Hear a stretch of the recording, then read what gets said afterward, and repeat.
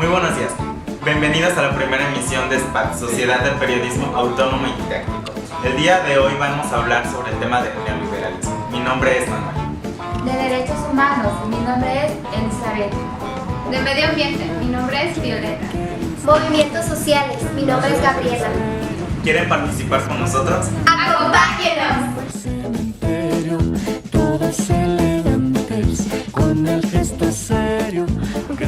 Buenas tardes, público de SPAT. El día de hoy estamos con este tema interesantísimo, el neoliberalismo. Es una palabrita que hemos escuchado a últimas fechas, tal vez por las medidas políticas económicas que se están aplicando en nuestro país con la llegada de Enrique Peña Nieto. Digo, no porque él lo haya inventado, también vimos que se aplicó en tiempos de Felipe Calderón, con Ernesto Zedillo, con Vicente Fox, y ahorita estamos en discusión si era con López Portillo o Miguel de la Madrid, donde se vio más acentuado también este tema y este esquema económico. Bueno, en los últimos tiempos ha tenido que ver con la implementación de las llamadas reformas estructurales, que durante los últimos 20 años se había estado discutiendo que en México era necesario llevar a cabo determinadas reformas para poder potenciar el desarrollo económico que el país necesitaba. La realidad política del país no lo había permitido porque habíamos tenido congresos divididos, poca capacidad de operación política, un partido en el gobierno y otra mayoría opositora en el Congreso no se había podido llevar a cabo estas reformas. Pero en el trasfondo de este tema, que es el tema de qué significa este concepto del que todo el mundo habla, pero muy pocas personas entienden, el neoliberalismo lo que refiere es al liberalismo. En realidad, cuando la gente tiende a hablar de neoliberalismo, en realidad de lo que está hablando es de liberalismo, solo que se utiliza este neologismo para de alguna manera atacar a una palabra que como liberalismo tiene buena fama, pero como neoliberalismo se oye mal, parece un insulto. El liberalismo es una corriente política o de economía política que entiende que el ser humano es el centro de la acción política y de todas las instituciones públicas, que el ser humano es un fin en sí mismo, que hay que potenciar la responsabilidad individual de cada persona y que además no solo es una convicción ética, de que toda persona es un fin y no un medio, sino que además en la acción libre de los individuos persiguiendo sus propios fines se consiguen los mejores resultados económicos en términos colectivos y sociales. Lo que la corriente liberal en términos históricos ha definido es esto, que los seres humanos actuando en libertad, es decir, no dirigidos por nadie ni por el Estado, sino por sí mismos, tienen que buscar oportunidades para salir adelante y tienen que conseguir interactuar de manera tal que el desarrollo económico que sigue es de los mejores que podemos esperar o potenciar.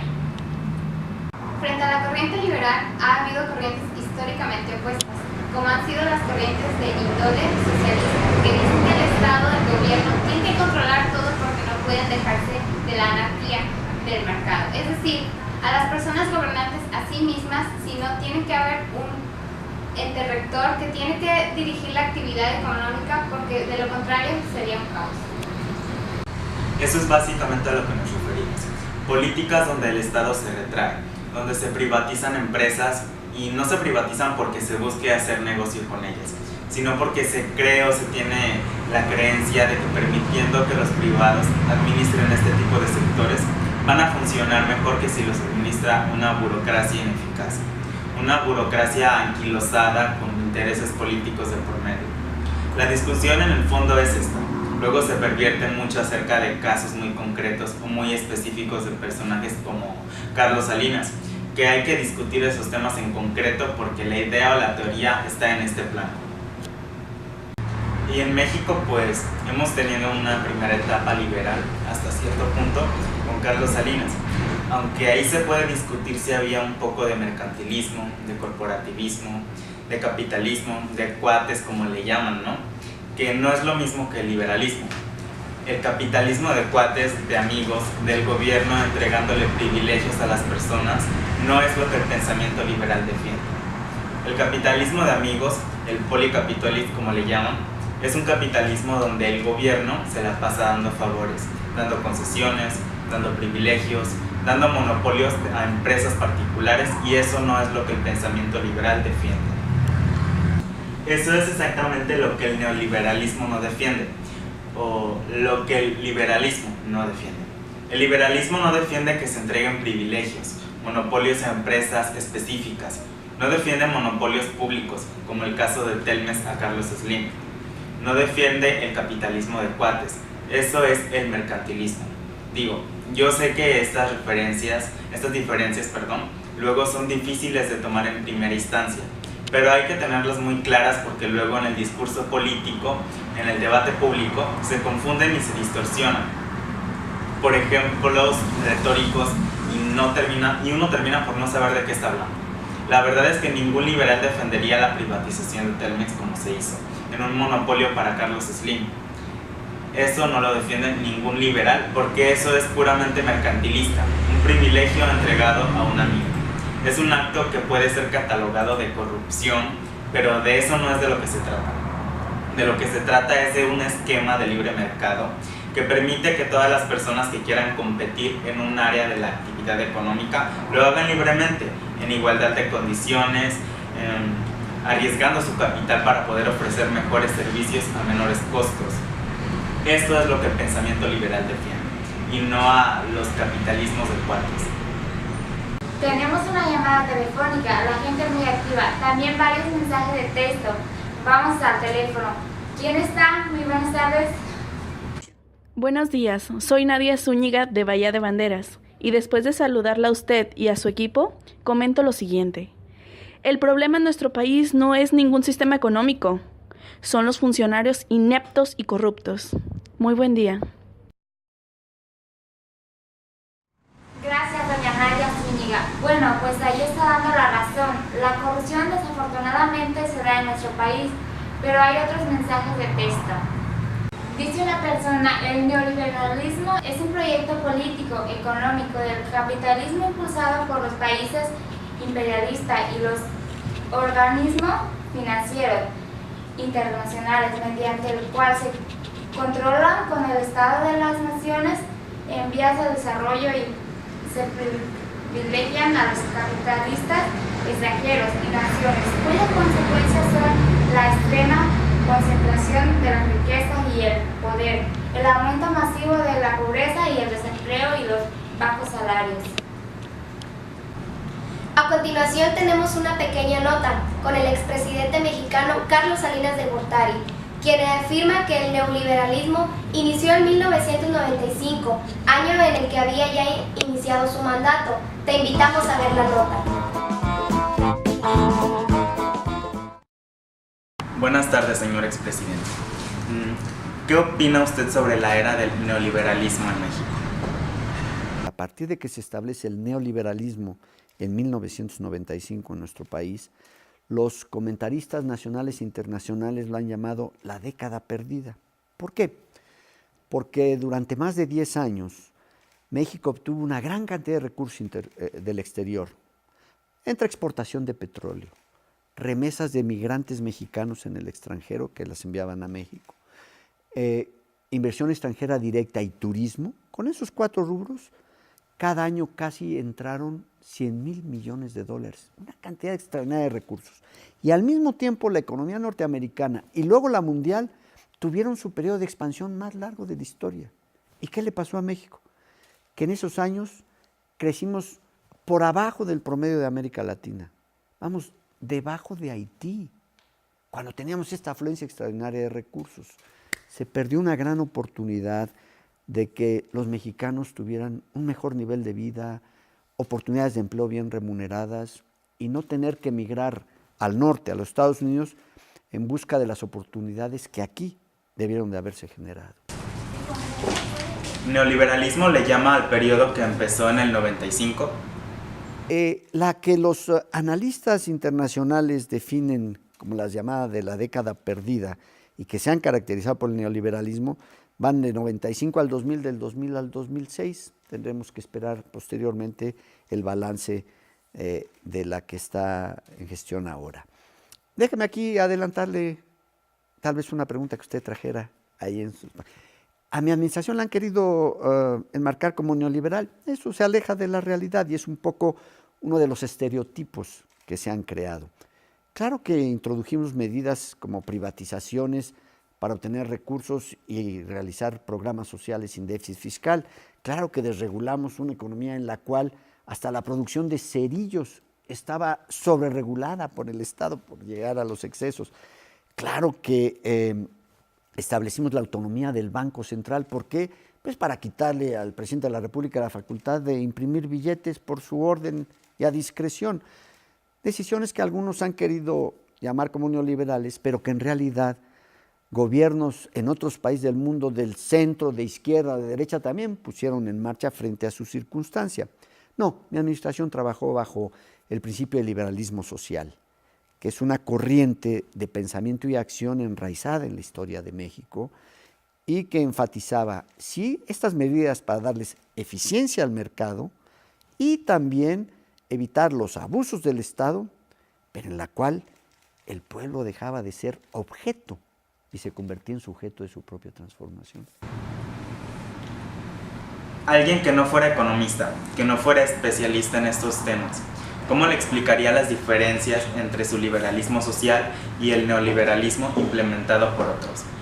Bueno, el neoliberalismo es poner al mercado como el objetivo último, como al individuo en el extremo, en su característica del individualismo posesivo, aislado de la sociedad y de sus responsabilidades con la República. En cambio, en el liberalismo social, el individuo es un ciudadano cuando participa y es parte de la transformación nacional.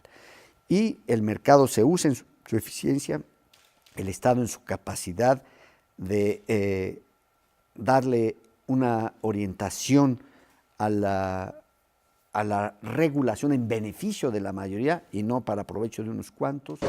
Bueno, muchas gracias, señor expresidente, por cederme este espacio. Nosotros volvemos al estudio de SPAD. Bueno, pues esta fue la entrevista con el expresidente mexicano Carlos Salinas de Gortari. Vamos a una pequeña pausa y seguimos analizando más mensajes que han llegado de la ciudad. Y además haremos un enlace hasta la Ciudad de México con José Luis Villalpando Ortega, politólogo, ex investigador del CIDE y actualmente asesor de diputado en el Congreso de la Unión, que nos responderá la pregunta al aire del día de hoy. Bueno o malo, el neoliberalismo que se está aplicando en México desde hace varias décadas. No se mueva, de su lugar, en un momento regresamos.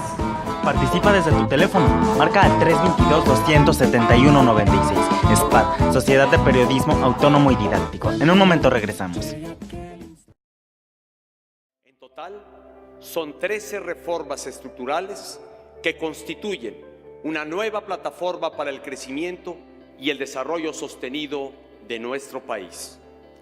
De acuerdo con la Organización para la Cooperación y el Desarrollo Económicos, la OCDE, México es el mayor reformador de los últimos 2 años entre las 34 economías que integran ese organismo. Tercer informe, 3 años moviendo a México. Gobierno de la República.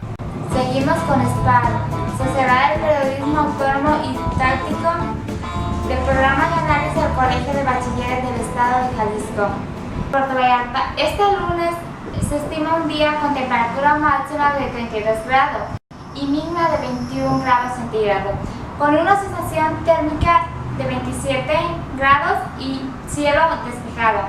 Esta noche se espera una temperatura hasta 30 grados centígrados, con cielo mayormente soleado. Seguimos en este estudio. Dice otra persona en el inbox en el Facebook de la Sociedad de Periodismo Autónomo y Didáctico: solo vemos que los productos de toda la vida que antes fabricaban diferentes empresas sólidas, ahora conservan el nombre, pero son monoplócidas. Por una sola, Bimbo, Nestlé, alimentos para mascotas como Purina, no existe competencia real. Así que la cantidad ha disminuido tremendamente. Los trabajadores se han visto afectados por el casi nulo Poder adquisitivo. Poder adquisitivo. Gracias. El proceso propio, gobierno recurre la suscripción para no establecer relaciones laborales con la gente y en la mayoría de los casos son amigos y familiares de los políticos y empresarios. Lo que afirman las empresas para esta prestación de servicio es una farsa sobre eso. Hay más llamadas. Dice una persona: Carlos, no entiendo bien qué es el neoliberalismo. ¿Me lo puedes explicar? Bueno, así en concreto es una corriente económica que se aplica en la mayoría de los países del mundo, ¿no? Que habla, por ejemplo, habla de privatizar. Según la ideología de esta corriente, es privatizar empresas públicas o paraestatales en extranjeros, eliminar los impuestos a mercancías y a capitales extranjeros. Un ejemplo es Nissan. Llave fue eliminado o le quitaron los impuestos. Habla de la flexibilización laboral que tiende a la desaparición de sindicatos y topes salariales, recortes al gasto público, inversión en infraestructura, eliminación de subsidios, cobertura muy limitada de seguridad social, educación y otras cosas. Esta es la teoría así a grandes rasgos de este neoliberalismo. A continuación haremos un enlace en directo con el politólogo José Luis Villalpando Ortega, ex investigador del CIDE, y actualmente es asesor del diputado federal Jorge López Martín del Partido Acción Nacional en la Cámara de Diputados del Congreso de la Unión, que nos responderá la pregunta al aire de este tema: ¿bueno o malo el neoliberalismo que se está aplicando en México desde hace varias décadas y los principales impactos socioeconómicos que ha tenido en México? Adelante con la nota.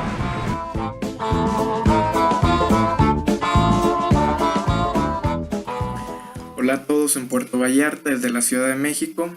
Mi nombre es José Luis Villalpando Ortega, soy licenciado en Ciencias Políticas y Administración Pública y actualmente soy asesor en la Cámara de Diputados del Congreso de la Unión. El neoliberalismo ha permitido una expansión económica a gran escala de México en el mundo. Principalmente gracias al Tratado de Libre Comercio con América del Norte, México tiene la oportunidad de entrar en el mercado más grande del mundo, que es Estados Unidos, produciendo gran parte de nuestros ingresos mercantiles. Asimismo, se ha permitido generar diversos tratados internacionales, aumentando nuestra exportación y consolidando la empresa mexicana. Sin embargo, aún hay muchos retos que atender, ya que este avance solo se ve reflejado en los grandes consorcios y cadenas económicas, relegando a la micro, a la pequeña y a la mediana empresa. Cuando esto sucede, el peor efecto social es la desigualdad y el desbalance entre clases sociales. La aplicación de un modelo económico exitoso debe estar sustentado en una economía que proteja a los productores y consumidores y que permita un equilibrio entre lo que se importa y lo que se exporta. Asimismo, se necesita de un gobierno que regule con legalidad las relaciones laborales y sociales de sus ciudadanos. Esta fue la respuesta de José Luis Villalpando, a quien le enviamos el abrazo más fuerte desde Puerto Vallarta. Llegamos a la conclusión de este tema. Nosotros pensamos que el liberalismo, como una filosofía política y económica que maximiza la libertad individual, la libertad de los individuos, entendiendo que ningún hombre es un medio para los fines de otros y que en acción libre de los individuos, buscando sacar adelante sus vidas, puedan de alguna manera coordinarse para que la sociedad pueda funcionar. Este fue el tema del neoliberalismo. Vamos a un corte comercial y regresamos. El Senado de la República es la casa de los mexicanos, donde todos tenemos voz, donde todos contamos, donde 128 senadores trabajan para aprobar las leyes que ayudan a construir la democracia, que hacen de México un mejor país. En la Casa de los Mexicanos, la democracia se construye con eficiencia, austeridad y transparencia. 62ª legislatura, Senado de la República.